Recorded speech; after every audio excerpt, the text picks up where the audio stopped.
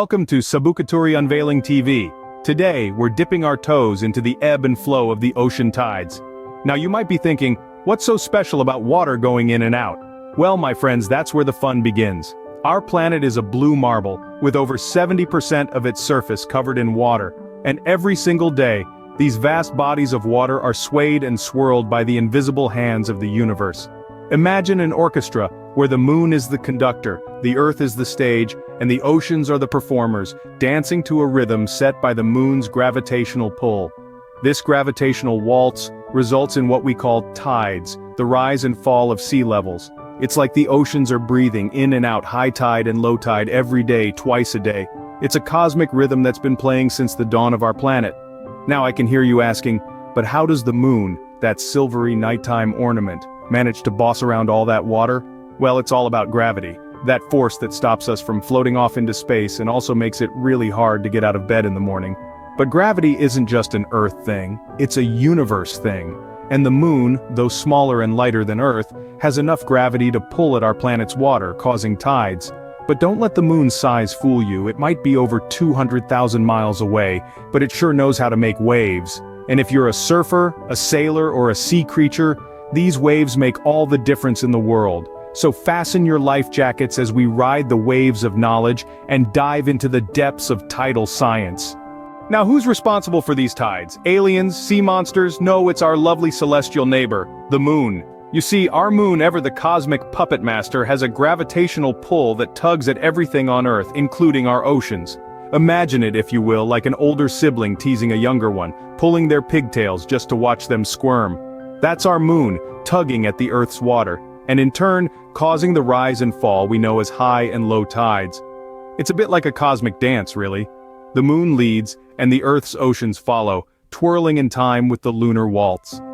At any given time, there are two bulges in the Earth's oceans, one on the side facing the moon, and one on the side opposite.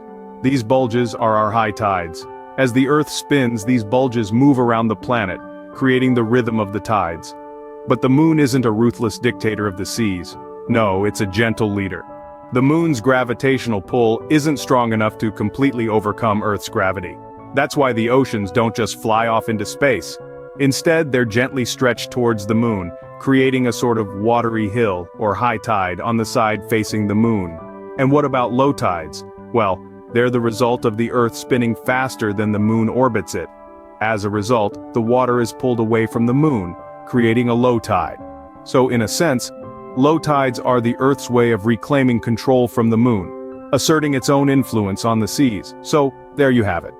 The moon, with its gravitational pull, is the unseen puppet master, choreographing the dance of the tides. It's a cosmic ballet that's been performed for billions of years, and will continue for billions more. So next time you see the moon, give it a wave. It's working hard to keep our oceans moving.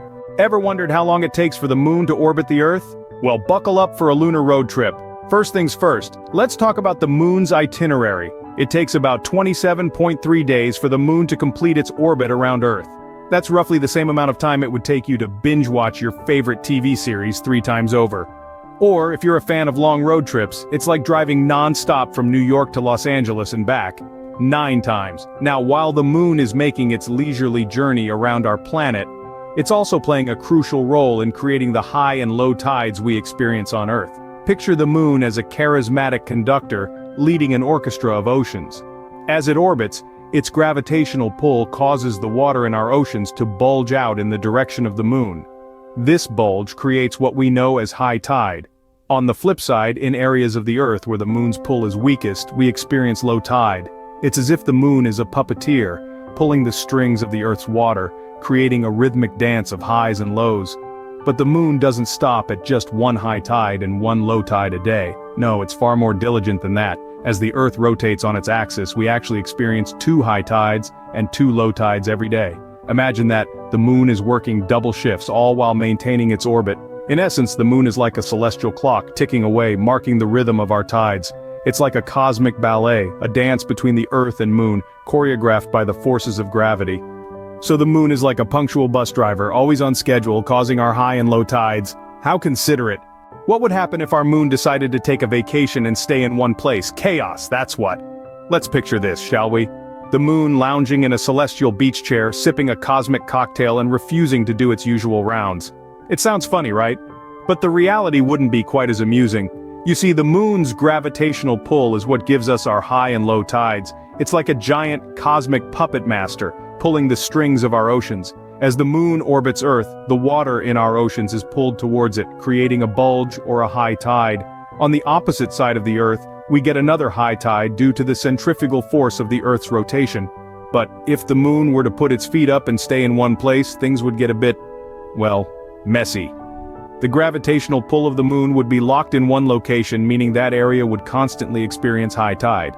And the area on the opposite side of the Earth, perpetual low tide. Imagine the consequences. Some coastal cities could be permanently underwater, while others would be left high and dry. Fishermen would have to throw out their tide charts and surfers would be left without waves, not to mention the impact on marine life that rely on the rhythm of the tides for their survival. And the moon's vacation wouldn't just affect the oceans. The gravitational pull of the moon also affects the Earth's crust, causing a slight bulge. If the moon were to stay in one place, this bulge would become permanent, which could lead to some serious seismic activity. So, as much as we'd love to imagine the moon kicking back and taking a well-earned break, the reality is, we need it to keep on trekking. The moon's constant movement and gravitational influence keep our world in balance, from the tides in our oceans to the very ground beneath our feet. So, let's hope our moon doesn't decide to take a break anytime soon. We need our tides. Well, we've surfed the tidal waves of knowledge together, and boy, what a ride. We've dived deep into the mysteries of the high and low tides, and discovered that our beloved moon is the maestro conducting this watery symphony. It's been a fascinating journey, hasn't it? Let's paddle back to shore, shall we, and summarize what we've learned. Not to be dramatic, but without the moon, beaches would be as boring as a sandcastle without a moat. It's the moon's gravitational pull, you see, that creates the ebb and flow of the tides. As our nightlight in the sky orbits the Earth, its gravity tugs at our oceans, causing them to bulge out in the direction of the moon. This bulge, my friends, is the high tide. Meanwhile, on the other side of the planet, another high tide occurs, because the Earth is also being pulled toward the moon, but the water is not. Anywhere in between these bulges, it's low tide. As we've discussed, if the moon decided to take a vacation and stay stationary, we'd have a permanent high tide on one side of the Earth and a permanent low tide on the other. It's like the Earth would be wearing a belt of water around its middle. And let's not forget about our lunar friends' travel plans. It takes about 27 days, 7 hours, and 43 minutes for the moon to orbit the Earth. That means every day, high tide occurs about 50 minutes later than the day before. So there you have it, folks. The moon, our tireless tide turner, working around the clock and around the Earth to keep our oceans in motion. Without it, our beaches, our surfers, and even our marine life would be, well, all washed up. Thank you for watching, and don't forget to subscribe to my channel. Until next time, keep making waves of discovery.